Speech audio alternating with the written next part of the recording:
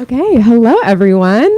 What a lovely audience. Thank you all so much for coming out tonight and spending your Monday evening with us. My name is Amali and I'm the events director here at Books Are Magic. We are so excited to have Sloane Crosley and Sigrid Nunez with us tonight to celebrate the launch of Sloane's debut memoir, Grief is for People. Quick applause, quick applause. Before we get started, I just have a few logistics to point out for how tonight's event is going to go.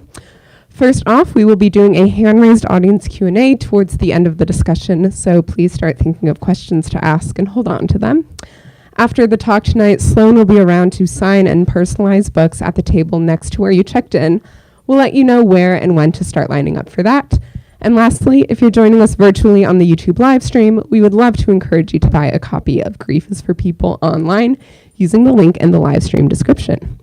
Okay, so I am so honored and thrilled to have these two very important writers here with us to talk about a very important book. It's difficult to introduce this book without talking about it for hours and hours because I feel like there's truly so much inside of these 200 pages. This book is not a sad book. Yes, it might make you cry, but it will also make you laugh and gasp and shriek. Grief and humor often go hand in hand, and Sloane shows us how writing about those we've loved and lost is not just a means of coping, but a way to keep them alive in our hearts and in our thoughts.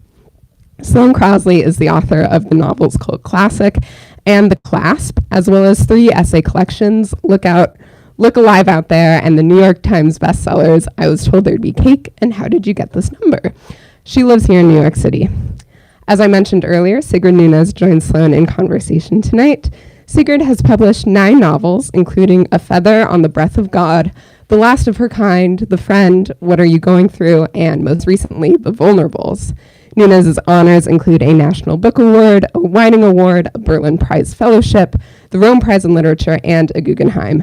That is all for me. Without any further delay, please join me in giving Sigrid and Sloane a very warm welcome. Thank you. Thank you. Thank you.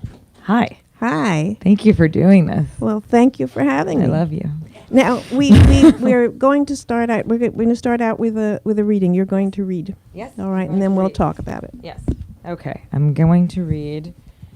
I have flagged the wrong page. Look at that. Good way to start. Okay. I'm going to read from the beginning of the book, so it requires no more preamble than this sentence. All burglaries are alike, but every burglary is uninsured in its own way.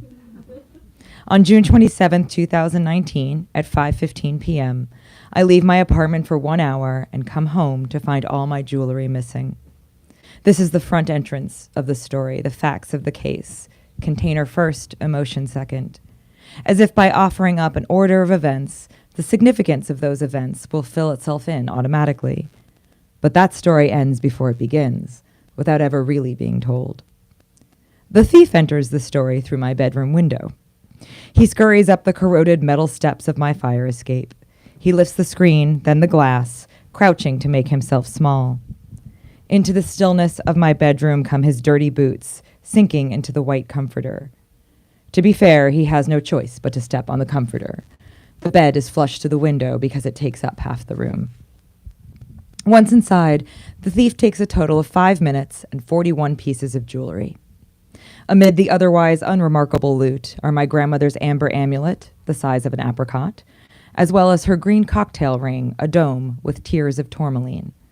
Think kryptonite, think dish soap. But let us pause here before you get too turned around. My grandmother was an awful person. I've never met anyone who misses her. She was abusive and creative about it. If she was irritated at one of her children, she would instruct the other 2 to give the offending child the silent treatment. When my mother was a kid, she would be sent to her room with the understanding that my grandmother would be up at any minute with a belt. Sometimes she showed, sometimes she didn't. Sometimes she'd dig her nails into my mother's arm until the skin broke, an act of violence exacerbated by the bafflement that followed. Darling, whatever have you done to yourself? By the time this woman and I overlapped in sentience and height, she was cordial enough, hinged enough. Still, the longest conversation I had with her was on the day of my college graduation. She swanned into town, chucked a pearl bracelet across a restaurant table, and offered to pay for graduate school. She rescinded the offer after I mailed my applications. I don't know why. The bracelet I got to keep. Well, for a while, anyway.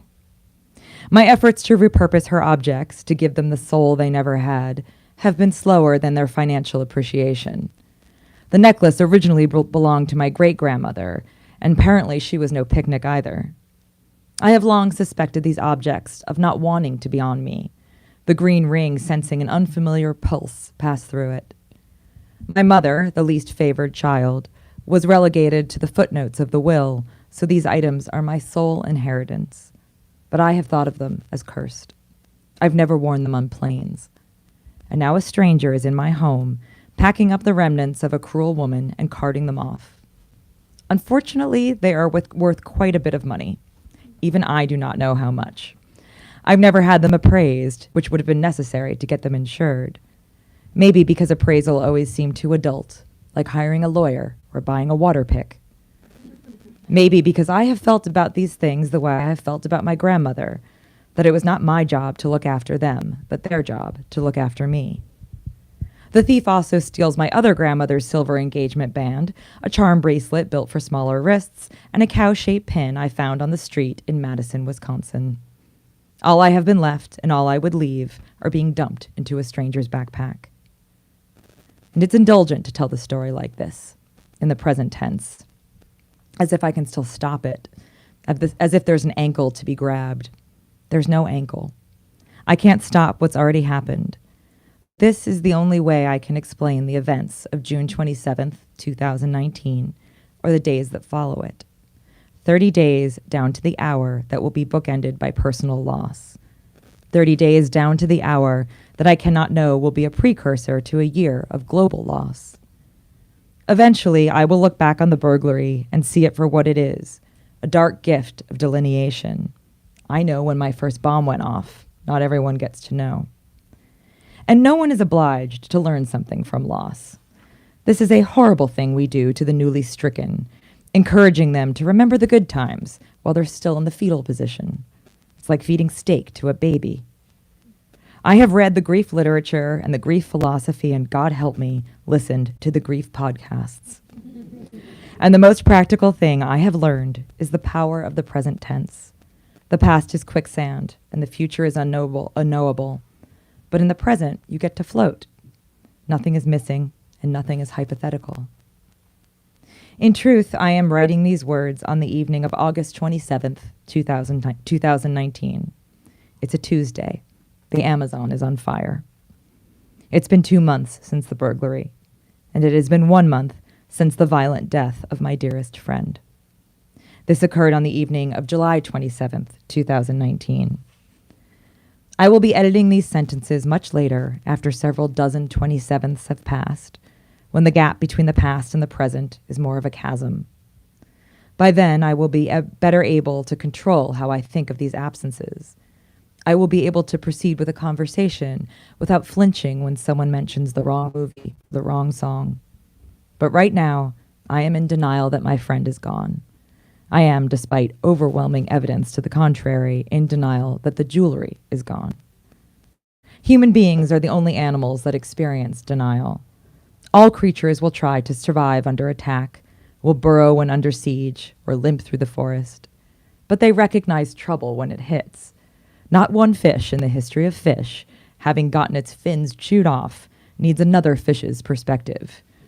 I don't know, Tom, that looks pretty bad. Denial is humankind's specialty, our handy aversion.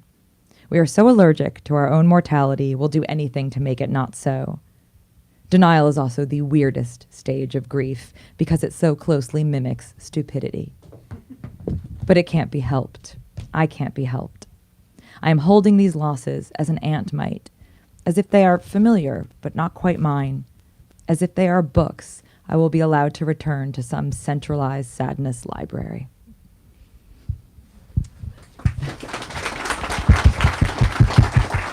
Thank you. Dropping on the floor.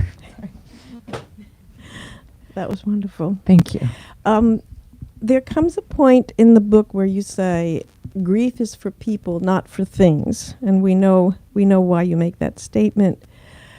And you also say that for you, there'll always be a connection between these two utterly different losses, an inevitable and troubling one. You write, right now, every time I try to separate these losses, to keep the first from contaminating the second, they come back together like magnets. So maybe you could talk a little bit more about that, and maybe explain who Russell was to you. Okay. Oh, Yeah. yeah. Okay. Yes. I'll take this is like a game show. I'll take the second part first. Well, so Russell was my boss at Vintage Books for 10 years. I worked for him, though he didn't like it when I'd say that in public. He'd say, I introduce you to people as my friend. I'm like, you can fire me. It's cute. But we became extremely close, both, in the office, outside the office. It was one of those work relationships, although I always sort of bristle at the labels of work husband and stuff like that, because he was sort of more than that. He was everything to me. And he was my dear friend, and he died by suicide, I don't think I mentioned there, but he dies by suicide, sorry. It spoils the book. But the burglary had become this thing, to answer the first part of your question, where I was already going to write about it, I think. I had already started taking notes, and I thought this is going to make a doozy of some sort of an essay. But even at that level of something like very, very real that's happened, I had this sort of allergy to the cocktail party story. And I was like, okay, well, I don't know what the story is behind this. And normally what happens is you have the story and then you just sort of wait like a baby cobra until you have the backup. And then this is reversed, because then something much bigger than that original story happened, which is that he died. And I think that the simplest answer after all that is that I became more obsessed than I think I would have been with tracking down the jewelry, with stopping what I call in the book the bleed of loss.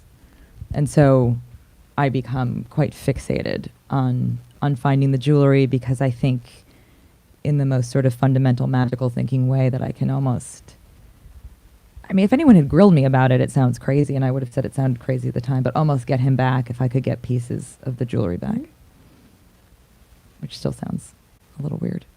Well, did you have any, then when you sat down and you decided you would write about this, about him and what happened to him and what you went through as a result of that, did you have, what expectations, if any, did you have for what this would do for you or for anyone? And what doubts did you have about the project, if you have it, Henny? I'm sure you must have had some, so. Yeah. Oh, man, I would love to ask you the same thing. In fact, I think there's a line in when I approached you tonight about doing this, I felt like I was like, full disclosure, there's a line in a quote, a Natalia Ginsburg quote, that you used in The Friend, that I also used. Yes. And I'm like, heads up. Right. But it was about, and after all that, I think I'll butcher it, but it's about how you can't hope to be comforted by your profession, like that you can't really hope for catharsis. Right, that you can't, you can't expect your writing to console you. Yes, and so I Get didn't a expect puppy. that. Get a puppy. I think that part is silent in the quote, but seems like something she might say. But yeah, I think I didn't expect to be consoled. I expected to sort of get a better handle on what had happened, because I think someone who dies by suicide, and unlike other deaths, or most other deaths, there's a real mystery element to it, and you sort of work this math in reverse, where obviously you didn't, well, it depends, but in my case, I didn't see it coming. And you sort of start going through and start thinking what happened, and I didn't feel guilty, because I think guilt actually involves a lot of hubris when people assume that, because I'm like, am I going to... I could have stopped it. Chain a 52-year-old man to a radiator. I mean, what am I Yeah. supposed to do? Do you know what I mean? A perfectly cogent person. with no real history of mental illness, or at least not a public one. And so I think I was just trying to maybe capture him a little bit. I think I was hoping to say not so fast. I mean, maybe the entire book is written out of that denial impulse, you know, of like, this is not real and I'm going to delay it. Yeah, I think you said something. Now, this might have been somewhere other than the book. Something about how maybe you could expect that readers would mourn him in the sense of wishing that they had known him. Did you say something like that, or it was something I thought? I don't know. Oh, sorry. And I was going to say that you did make me mourn him in the sense of wishing that I had known him. And we never met, but I'm sure we were in the same room more than once. It would have been inevitable. Yes. And he was my kind of people, your book tells me. And he brings back this whole vanished era of the literary world and publishing, only he seems to me, because he was only 52, but he seemed to me to belong to an earlier era of the literary and publishing worlds, the world I first met in my 20s. You know, that certainly that struck me. And your book also reminds us of how arrogant we are when we think that it's possible to know somebody fully. That we people hide so much. I know. For good and bad reasons. And I was also reminded of a quote. It's rather chilling, but something that somebody once said to me: "Don't let the pack know you're wounded." Yikes. Who was that? I'm just guessing who might have said that to you. I have an idea in my head. It was the Pulitzer Prize-winning poet Franz Wright, who is no longer with us. Yeah. Anyway, it's a very poetic. Never let them see you sweat. Yes.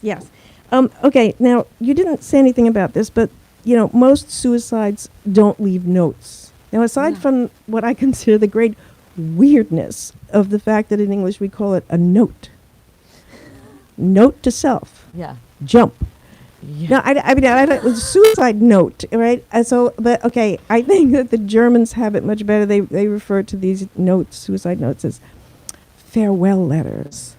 So I was wondering if you had a theory as to why people who take their lives do not leave notes. The majority don't. Yeah.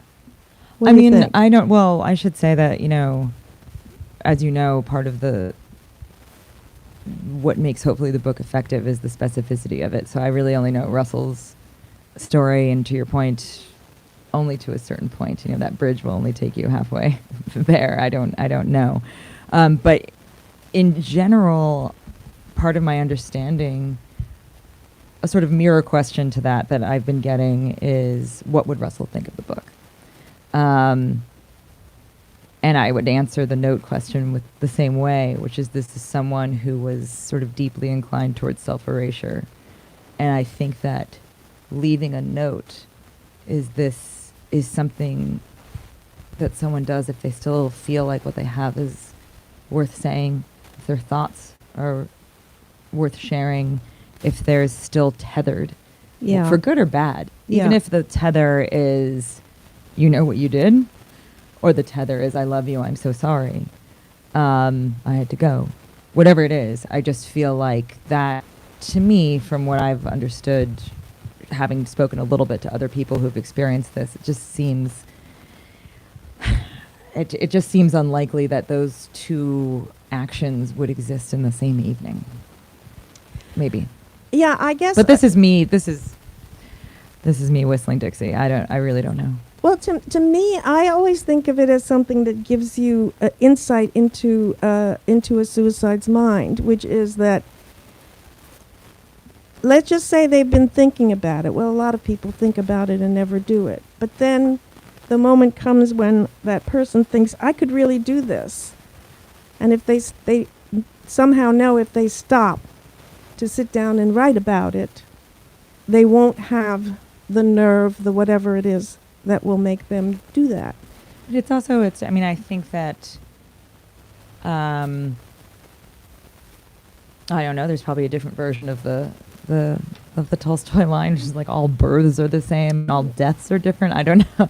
But basically, with this, it's not like cancer. It's not like something else where it's like a perfume that smells a little different on everybody. I have no idea what his smelled like. I don't know. Do you know what I mean? So in terms of, I talk a little bit about this, of like sort of trying to theorize as much as I can, where I feel like it's almost like this topography or this terrain of grief and guessing, and I take little sort of forays in where I'm like sort of thinking it's this combination of someone who promoted the past. A lot of the book is about, like you said, being, the sort of almost dangers of nostalgia in the past and the sort of old gods he used to worship, whether it was literature and old Hollywood. And, you start thinking the dead are more perfect. It's almost like this Joycean theory of life, like the dead are better somehow. Right. And so if that is the sort of groundwork overlaid with what is more commonly known as, the impulsive act, Mm-hmm. I would think that the impulsive act wins out and you don't get the note. Yeah. Yeah. I do. But also I think that it's how you express yourself. I was surprised after he died to learn that most people don't leave notes. It's not something I knew, but it's a real fact. Yeah. It's interesting. Yeah. Yeah. Okay, I wanted to read this from page 50. This is just an honor. Go ahead, please. The one thought that comforts me during this time is a controversial one. I don't believe Russell thought he'd lost his argument with life. I believe he thought he'd won it. He no longer saw a place for himself in the world, and this was the same as a terminal illness. The illness of aging as a gay man, the threat of irrelevance, the loss of power, the expansion of indignities, the condition of being alive. Now, when I'm reading all that, I want to say, Russell, you're 52. This is not, please. This Take a number. Okay. Now, all to be nipped in the bud before the symptoms got too gnarly, all to be addressed while he still had a choice. And then at the end of that paragraph, you say, suicide is often referred to as a permanent solution to a temporary problem, which is true. But just that, I was just so struck by that, the 52, that what you're saying here, which you sensed about him, that there was this despair that had to do with getting older and the losses, looking ahead and seeing that it was all going to be downhill from now on somehow. And that is the terrible thing about people when they take their lives when they're younger and younger, middle-aged younger. I mean, anything but extremely old. It seems to me that you want to say that things do change, things can change, and somehow that's what the person who dies by suicide doesn't believe anymore. Yeah, but also I feel like the line after the one you read is it's like the permanent solution to the temporary problem. I said no one here is arguing the with first that. half of that. Yeah.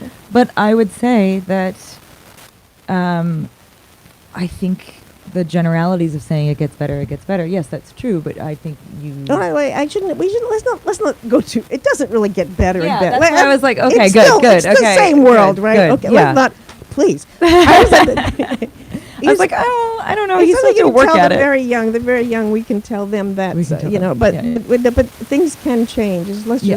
That's. I think that's it's a common age. I mean, it's funny because I should say, it's a funny book. It is. but it's a common age. There were a lot of, the summer before. Kate Spade died, and Anthony Bourdain died. I think they were both in their early 50s. Yeah. And maybe it's the fulcrum moment that gets to people, because there is so much. The very reasons that you want to shake him and say stay are the very reasons he wants to leave. Right. Because there's just it's not 10 years. It's a lot more than that. You suggest Depressing. an oblique connection between the life of Edie Sedgwick, the actor and model and Warhol superstar, and very oblique. and what happened to Russell. Maybe you could say a little something about that, because I found it fascinating. Oh, I'm delighted to hear that. So Russell had, he was a book publicist, so he had his pets that he was incredibly good at his job. Like I say in the book, there's not much point in me writing him a recommendation letter at this juncture, but he was very, very good at his job, and he got John William Stoner back into print. He would a lot of the things that you sort of take for granted that are cult books, he was sort of behind or touched in some way. And he certainly didn't help Edie. It existed without him. The George Plimpton oral history of Edie Sedgwick. And actually Jean Stein, who worked on that book. Who also took her life. Yep. The summer before she took her life. She was, I think, in her late 70s. 84. Oh, she's 84. Okay. Did you know Jean Stein? I did. Okay. So that book, he had this thing for, like I said, someone who was sort of really heard the siren song of I think he was fitting less and less in this world that he loved. You really picked up on it that he sounds like someone from an older generation, but that's who he was trained by. Do you know what I mean? Sometimes you have these moments where there's this osmosis. I feel like I often probably sound like someone who worked in magazines in the 90s just because that's what I knew, but I didn't. And so that's just sort of his North Star. What he was looking towards was that kind of generation. And that book is so much about Edie Sedgwick and the Sedgwicks and this incredibly old American family and this very glamorous family. But it's also insane and violent, and people are going at each other with steak knives, and it's great. And she died. How did she? And she also died. Edie overdosed on barbiturates. And so it's like the note thing. I didn't want to imply that he worshipped or looked to Edie Sedgwick for a manual on how to live or die. I think he more was just sort of fascinated with people who had the luxury of being eccentric. And self-destructive. You have to be pretty well off to continue to try to destroy yourself and have this cushion, this financial and emotional and sort of spiritual cushion of everyone around you, and the society just thinks it's adorable, and it's horrible because it actually provides this permissiveness to people who are very sick and need help. But I think he liked that world that, I can do whatever I want. And so there's a control there that I think he really liked in Edie, which is I can do whatever I want. I can take myself out. Huh. That was my theory. Yeah. Again, the book No, is it's all these fascinating. are sort of theories that eventually, hopefully some sliver of them paint a picture of a person and a friendship. They're not meant to be definitive. This is why. But that's why he does. He is very alive. And it really is important to emphasize that he was very successful at the thing that he wanted to do. Yes. This is important too. Okay, with suicide, inevitably, the question of anger is going to come up. And you say at one point, you say, I am not angry at Russell. I am angry at everyone except Russell. But also just before that, you'd said, all the love I have for Russell cannot erase what he allowed his partner to see, what he wanted his partner to see, the brutality, the vindictiveness. So I'm interested in this question of vindictiveness. It comes up a lot when somebody dies by suicide. People often assume that this is part of the suicide's reason, this vindictiveness, and also cowardice. That's the other thing, that it's an act of cowardice and it's vindictive. And when I wrote something about suicide, I know there, among many other negative comments in that regard, there was somebody who said, well, more than one person who said, this person isn't even worth thinking about, let alone writing a whole book about. They're just bad. Yeah. They're just bad. Suicides are just bad people. And at the end of story. Where was this feedback? I don't know, somewhere comment somewhere. Don't do that. Good. Don't. So in the comments. But for example, there was nothing, for example, vindictive or cowardly about Virginia Woolf's suicide, for example. No. Right? So I don't know. And to that point, I just want to read something that I found. I just want to share this with you. Now, there's this writer Edouard Louis. Not Edward. No. Levay, not Louis. That's a whole other person. Okay, Edouard Levay, who wrote a book called Suicide, and came out in English around 2008, and then shortly after he did take his life, he delivered the manuscript in just a few days before he took his own life. And the book is presented as if it's an investigation into the suicide of a close friend, but it really is clearly himself, right? And these are the last words of that book. Regrets? You had some for causing the sadness of those who cried for you, for the love they felt for you and which you had returned. You had some for the solitude in which you left your wife and for the emptiness your loved ones would experience. But these regrets you felt merely in anticipation. They would disappear along with you. Your survivors would be alone in carrying the pain of your death. This selfishness of your suicide displeased you, but all things considered, the lure of death won out over life's painful commotion.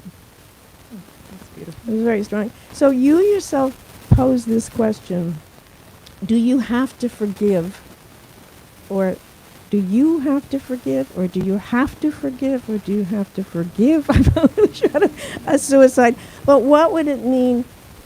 That's your question. What would it mean not to forgive?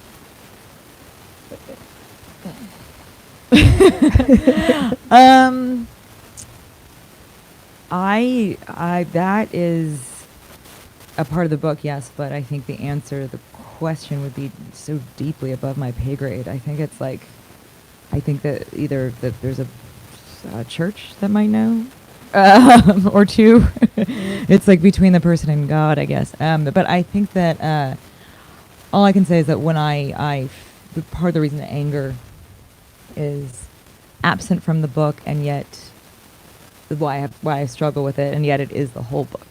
I think the whole book is angry in a lot of ways. Sure. But the feeling of anger towards him specifically, I forgave him the moment I heard. I never had that. Because again, I don't think that, it's funny, I listened to that passage and it reminds me of the sort of fallacy that I struggled with while I was writing the book, or just this concept of thinking there's a weighing or a math that all the pain you're going to cause other people is inferior to your own pain and your own exit. And I think that's something that I'm like, why? I have no idea what he was thinking. Like, I assume this math, like you assume. It's almost like getting to know someone who's, you just assume that things are being weighed and measured the way you would weigh and measure them. But I don't have the problems that Russell had, so I don't know. Right. But in terms of forgiveness, I think that's, to me, it's like an antiquated notion. I feel like I mentioned in the book that, if the major religions are less bad about, they used to drag people through streets. They used to, it was really one way ticket to hell. If you failed at your attempt at suicide, they'd hang you again. They'd hang you. It was a real gnarly, really gnarly couple centuries. And they, so I feel like if the major religions are a little like, we recognize that someone is sick, we recognize that they still have a soul, if you believe that, that their life was still valuable. I think that the least I can do is agree with that. You also say that you're troubled by the survivor label, which you put so well, which itches like a rental costume, and also you talk about how there's this additional problem of when the suicide is a friend, friendship takes a back seat to, say, the partner, the son, the father, the daughter, etc. So, did you want to did you, can I would love to ask you, did you, when you were writing The Friend, did you feel like, that's such a major part of the book, is the person sort of almost trying to gain purchase on the role, the role that the narrator has, and like, what was this, did you get any feedback from these horrible forums you're going on about like, oh, what does this person have to be so upset about? Do you know what I mean? Did I what? Did you get any feedback that that character wasn't the wife, or like that where people didn't understand the relationship? No. Let's say. No, You're fine. 'Cause no. it's fiction. No, yeah, Okay. and yeah, no. Good. All right, before sounds we run out of we are soon to run out of time, but we have time for questions. But I wanted to ask you also. Well, first I wanted to mention that there is this paradox, this strange situation that you're in. Like, on the one hand, though mourning is perfectly normal, you understand that you're supposed to, if you are normal and to be healthy, so you are supposed to move on. But then what would it mean not to feel what you're feeling? In other words, you really miss him, but it would not make you happy not to miss him. Well, there's that thing. It becomes sort of pathological or addictive. That was actually my next question. That's what I was going to ask Yeah. you. Do you believe that there's a Wait, right am I- way? Yes. yeah. Do you believe that there's a right way and a wrong way to grieve, a healthy as in leading to healing way and a pathological way leading to only more unnecessary suffering? And you do talk about trying bereavement groups and self-help books, and which don't really help you. You have lots to say about that. But anyway, maybe you could just, before we move on to questions, say something about that. I slightly lost the thread. I was like, well, first, is there a healthy way to grieve? Oh, or I a don't know. Bad way to grieve. I don't know if there's healthy, but you know when you're not being healthy. It's almost like those, like, have you ever read a health food book in your life? Like, we're in a bookstore, you should buy all the books, but like, you don't really have to buy those ones. Sorry. Just because they all say, like, eat salmon and blueberries and kale. Like, you already know, you're just not doing it. And I feel like the same thing is true with grief. The same thing is true with everything, where you know when you are being, I suppose pathological is not correct, but obsessive. And when you know because there's this balance where you're like, no, something very bad has happened and I want to give it space. But it's almost like you can only decide for yourself when that space is, you've given it all the space. There's nothing else. I mean, normally what happens with loss or recovery from anything, whether it's something, I think we can all agree more minor, like a breakup or a divorce, or burglary, or it's something major, like someone's mortality. I think what I used to believe was that you recover from that thing, but you actually almost never do. It's just that your life gets much, much bigger and crowds it out. And you just sort of realize that not everything got damaged in this terrible accident, that you can still sort of limp along and it's okay even if you're changed. And I feel like, so to me, I just feel like, I think the pathological thing, it was just, I knew when I was becoming obsessive. But I think anyone who's lost somebody can relate to, hopefully, something that I say in the book, which is just that this struggle when someone is gone, where you think by living, every moment I live, I am leaving him, or I'm leaving That's what them. I meant, yeah. And there's nothing that can be done about that. I do not have the keys to time and space, so I don't think so. I think there's nothing that can be done about that, but sort of getting over that feeling. So I think that's a perfectly healthy feeling to have, but if you have it, I don't have it now. As I sit here in front of you, lovely people, and talk to you about this book, I have plenty of feelings that are still tethered to the book, that things still hurt, things are still, it's a sort of ongoing process. As I say in the book, I don't think that the written word and the final word should be confused. But I do feel that, like, I don't think when I woke up this morning, like, I'm getting further away from this person. That, like I did in the first. Yeah, it's because you started out with denial. An example of the kind of denial people feel when they grieve, when they lose somebody. Lydia Davis put this very well. That she was not talking about people that she lost to suicide, but it was a sister and a father.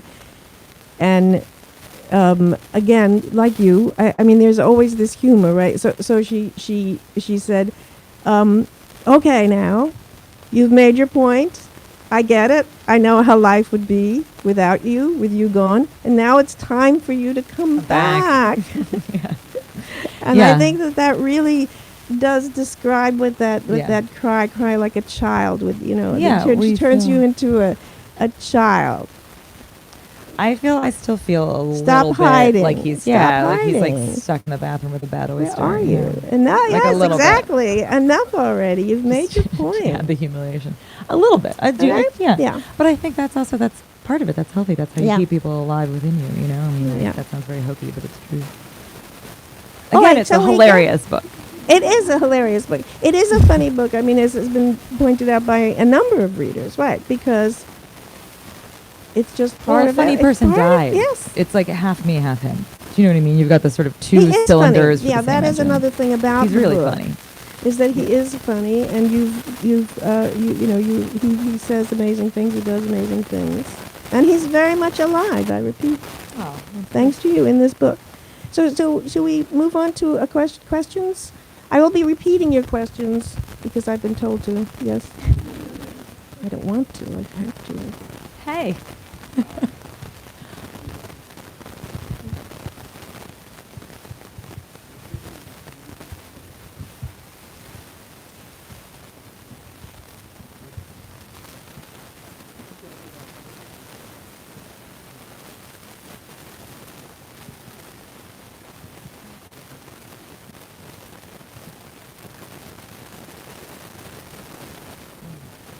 Okay, so the question, the question is, since there was so much to know and write about Russell, how did you choose what to put in, what to keep out? What were your motivations in what you were going to tell and what you were not going to talk about in the book? There are a few things that are held back. A couple because just practical things because. Not to steal your parlance, but I am the friend and not the partner or the mother, So there were a couple like privacy things, but I don't think that's really what you're asking. You're asking more about, stories. It really just sort of unfolded naturally. I don't really have a great answer to that question, which sounds borderline obnoxious, like this whole thing, or just, But I just feel like it was anything that served the purpose of the point I was trying to make about him. And the truth is that as someone who knew him, he was sort of a fountain of funny comments, inappropriate comments, and so much of the book really is about trying to balance this very specific person with a sort of larger tribute that I was trying to make about people who work behind the scenes in the arts. And anything that, if I think of his sort of life and all his characteristics, like a Trivial Pursuit board, like the full triangles where it's just everything I had was, let me tell you how important this job is. And let me tell you how good he was at this job and how he actually was maybe one of the last people in publishing that would get books and think, I can make people read. I can make this happen. Do you know what I mean? I'm gonna affect what the large swath of people absorb into their brains, and as opposed to just sort of being desperate for anything to happen for any book. Do you know what I mean? He had this spirit to it, and so I would say that that's as much of that as I could have included. But then, yeah, there's obviously a couple of borderline illegal comments that they're at the end of the book. I should say, I want to say that one of the things that I admired about the book is that, first of all, it's written with an enormous amount of delicacy around a very sensitive subject, but also, what makes a good book, when what's there is only what's essential. However, the decisions you made of what's essential, you don't feel like, well, but what about, why did you leave this? I don't get, there's a hole here or whatever. Someone will. Or, yeah, someone probably will. Or this, it's just, just filling pages. This could have been an article. I mean, it's not like that. It really is what it feels like. It's exactly the length that it should be, and that what's in there is what belongs there, the essential, and not anything more, nothing just decorative. Thank you. Another question? That's good. That's a better answer. That's how she And chose. that's how it's done. That's how you do it. Yes.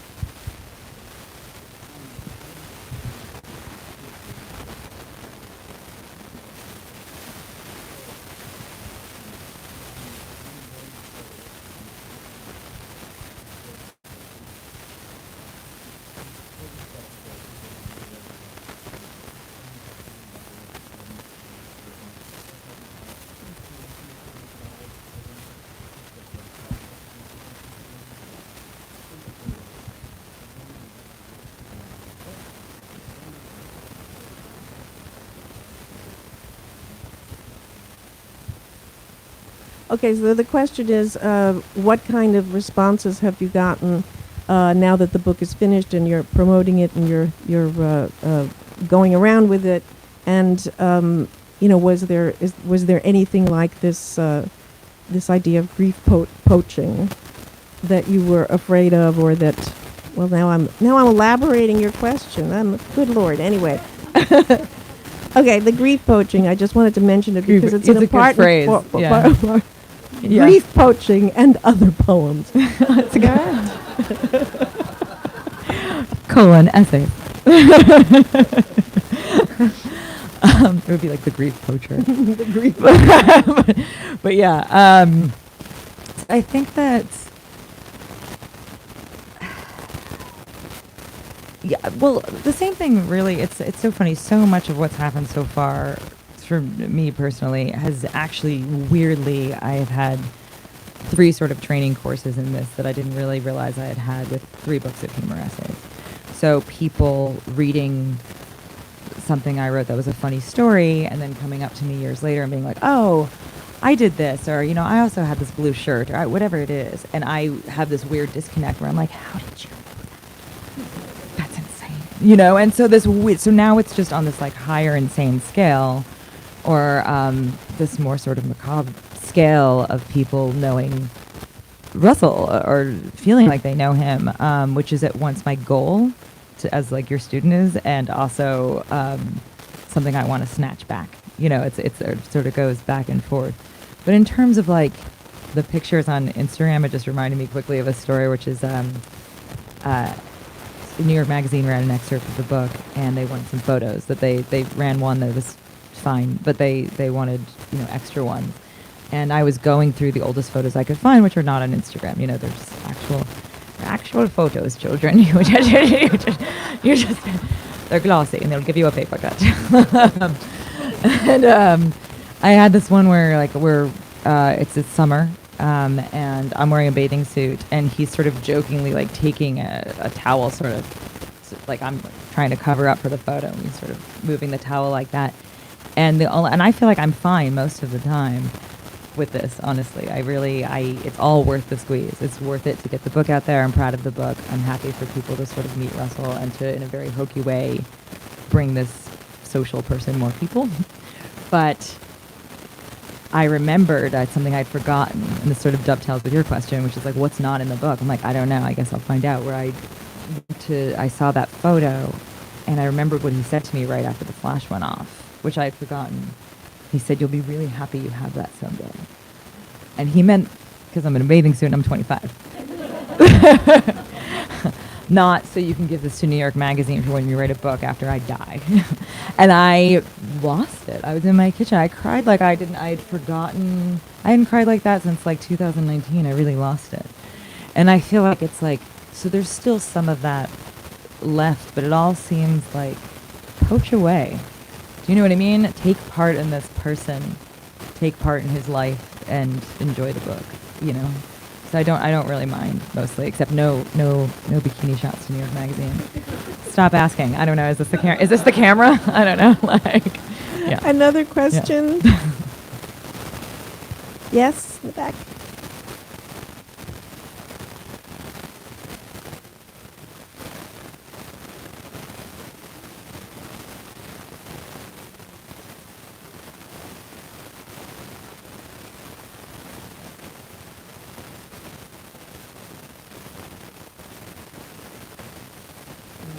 So the question is, since you started writing about this soon after Russell took his life, how did you do that? Were you able to do that without having processed or without knowing the larger picture at that point?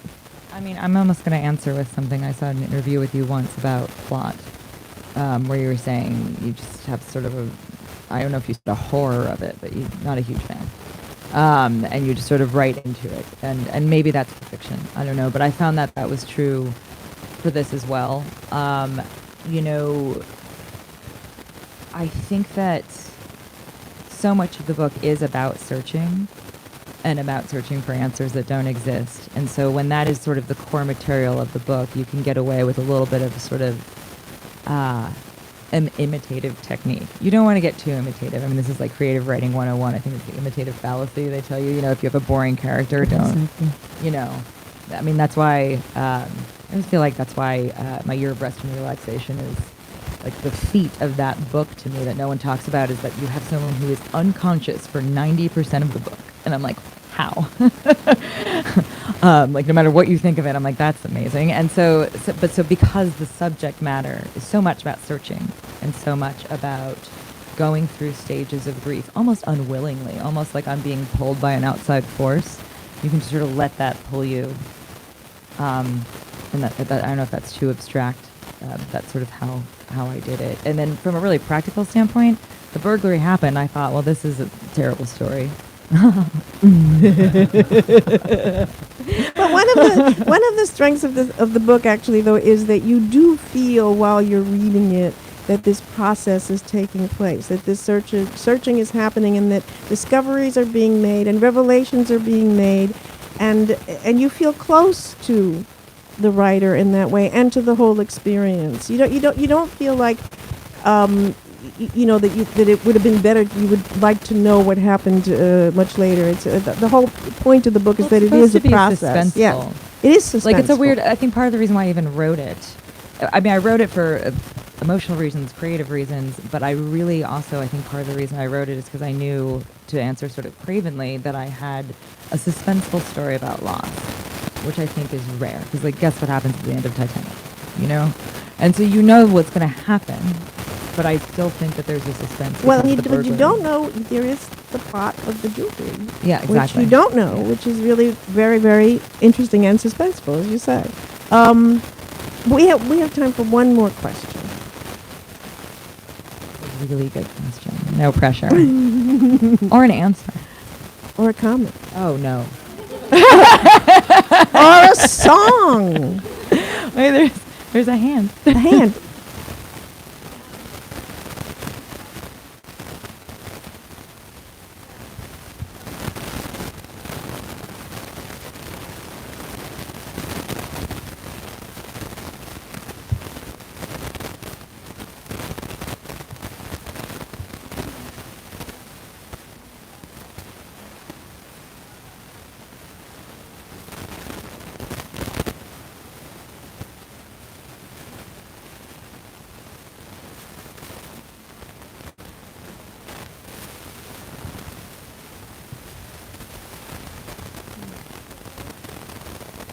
So the question is about how does that grief affect how you move into the future, including how you meet other people and and how you relate to other people with this burden of grief that you take with you into the future.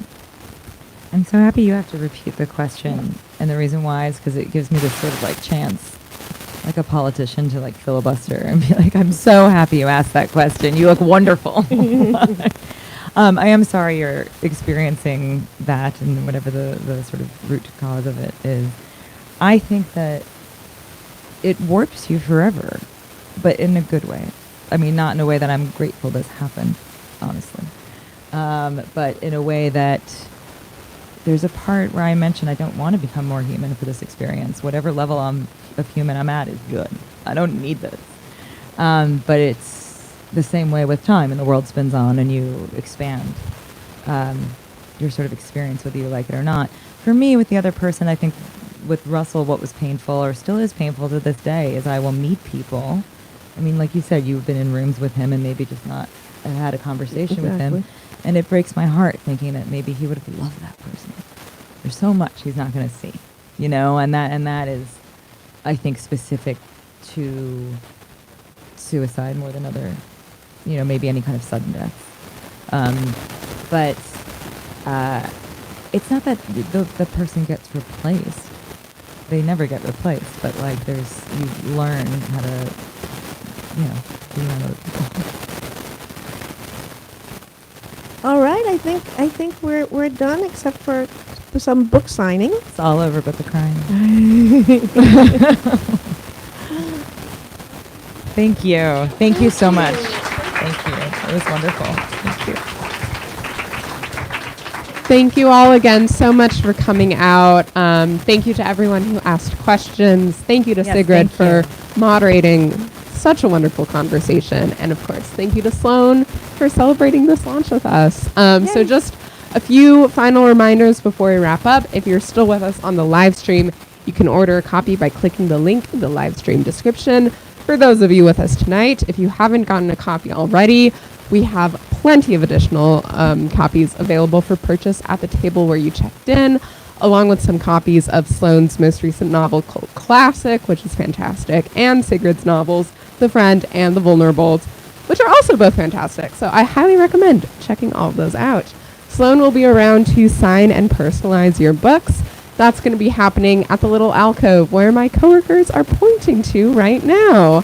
It'll all make a little more sense in a minute. We just ask that you please gather all of your personal belongings with you, line up down the center aisle and curve around to the wall. And if possible, please hold your hugs and well wishes for Sloane once you get in line. Wow. Who do you think is in this audience? All of your friends, all of your friends. But I promise you will have ample time to give her all your love. Thank you all again. Let's give these two one last round of applause. Thank you. Thank you.